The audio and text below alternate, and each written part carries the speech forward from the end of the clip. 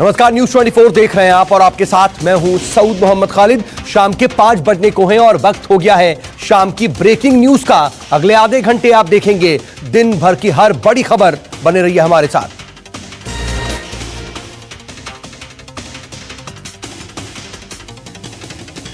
और इस वक्त की ये तस्वीरें जरा देख लीजिए आप। इस वक्त की अहम तस्वीरें फ्रांस से आप ये तस्वीरें देख रहे हैं। राफेल की भारत आ रहा है। राफेल और फाइटर जेट में किस तरीके से भारतीय पायलट बैठे हुए हैं उसकी तस्वीरें भी आपको दिखा रहे हैं। ये सीधी तस्वीरें थी। दरअसल अब भारत के लिए उड़ान भर चुका है राफेल फाइटर जेट और 5 भारतीय पायलट इस विमान को भारत की सरजमी पर लैंड कराने के लिए फ्रांस से उड़ान भर चुके हैं। फ्रांस ने भारत को 5 राफेल विमान सौंप दिए हैं और आपको बता दें कि 29 जुलाई को भारत पहुंचेंगे राफेल। पहले आज जब राफेल फ्रांस से उड़ान भर चुके हैं उसके बाद वो यूएई के फ्रांस के एयरबेस पर यूएई में लैंड करेंगे। उसके बाद अगले दिन भारत के लिए उड़ान भरेंगे। चीन से तनाव के बीच 5 राफेल विमान फ्रांस से भारत के लिए रवाना हो चुके हैं। फ्रांस ने आज सुबह ही इन 5 राफेल विमान को भारतीय अधिकारियों को सौंपा है, जिसके बाद इन विमानों ने भारत के लिए उड़ान भर दी है। अब ये विमान 29 जुलाई को भारत पहुंच जाएंगे। करीब 10 घंटे का सफर तय करने के बाद ये विमान यूएई में बने फ्रांस के एयरबेस पर लैंड करेंगे। वहां इन विमानों की रिफ्यूलिंग की जाएगी और इसके अगले दिन ये राफेल विमान भारत के लिए उड़ान भरेंगे।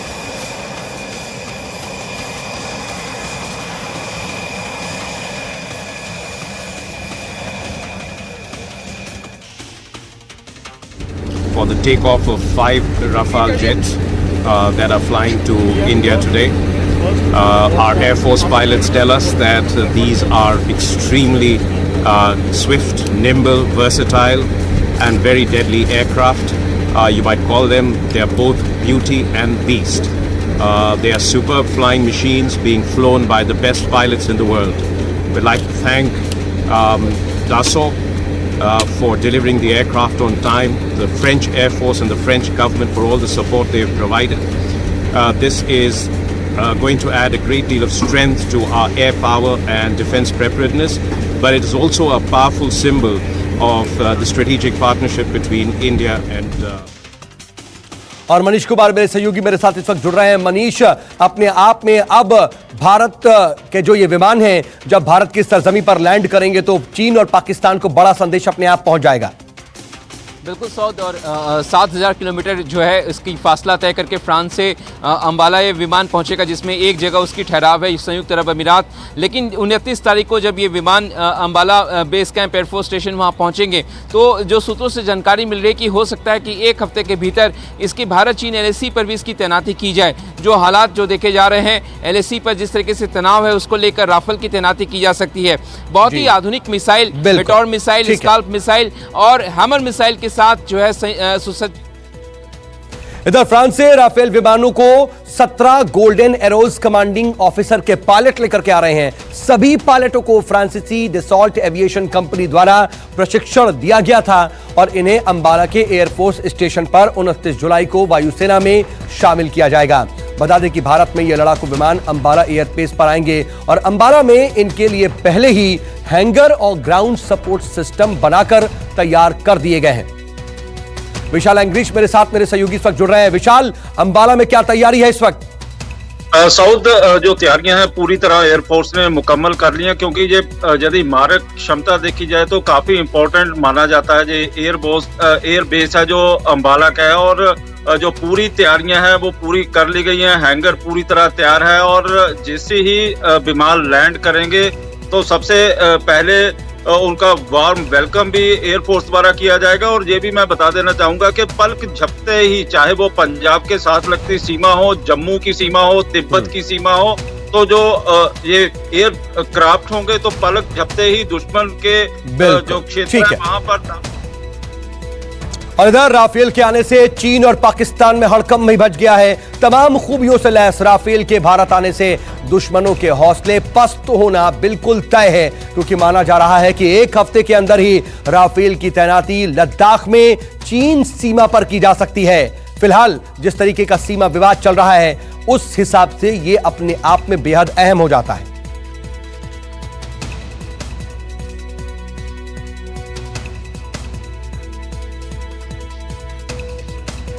रमन कुमार मेरे साथ हमारे पॉलिटिकल एडिटर जुड़ रहे हैं। रमन, देखिए, एक तो राफेल अब भारत आ रहा है, लेकिन एक हफ्ते के अंदर चीन की सीमा पर तैनात किया जा सकता है लद्दाख में इसे।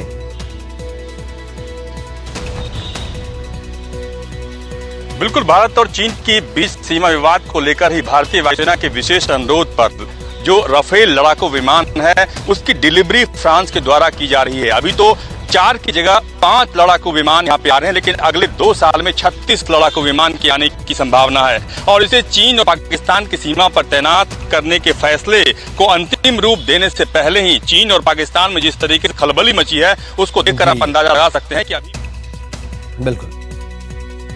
और अब खबर राजस्थान से, जहां पर राजस्थान सरकार ने हाई कोर्ट से प्रदेश के राज्यपाल को हटाने की मांग की है। दरअसल कोर्ट में एक याचिका दाखिल की गई है। इसमें विधानसभा सत्र ना बुलाने को गलत बताते हुए राज्यपाल को उनके पद से हटाने की मांग की गई है। राजस्थान सरकार फिलहाल विधानसभा सत्र बुलाने को लेकर पूरी जोर आजमाइश पर है और इस वक्त वो राज्यपाल से अनुरोध कर रही है इसको लेकर। केटी श्रीवास्तव मेरे साथ, मेरे सहयोगी इस वक्त जुड़ रहे हैं। श्रीवास्तव, आप इसको लेकर के जो आपस में टकराव वाली स्थिति है या रस्साकशी है वो और बढ़ती दिखाई दे रही है फिलहाल।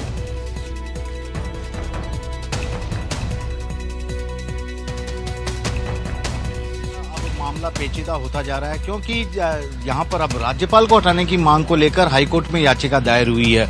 अब तक तो स्पीकर के फैसले के खिलाफ ही याचिका दायर होती रही है। विधायकों के दल बदल कानून को के तहत उन्हें अयोग्य ठहराने की याचिका दायर हुई है, लेकिन पहली बार राज्यपाल पर यह आरोप लगाते हुए याचिका दायर की गई है कि वे संविधान के नियमों का पालन नहीं कर रहे। कैबिनेट द्वारा 2 बार प्रस्ताव भेजा गया, लेकिन दोनों बार ही उसे स्वीकार नहीं कर रहे, जबकि संविधान के अनुच्छेद 174 के तहत उन्हें तत्काल विधानसभा सत्र राज्य सरकार या कैबिनेट की सलाह के बाद बुला लेना चाहिए।